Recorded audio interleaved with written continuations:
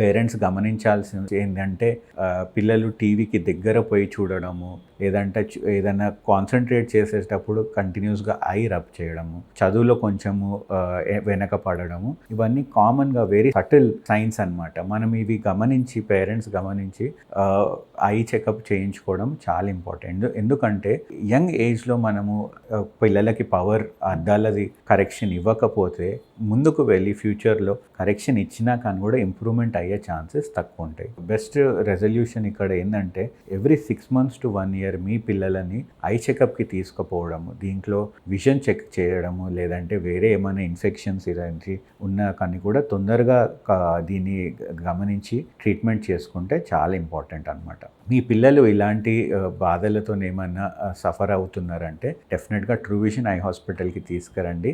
ఇది మేము మా దగ్గర థరోగా ఐ చెకప్ చేసి కరెక్ట్గా ట్రీట్మెంట్ ఇస్తాం.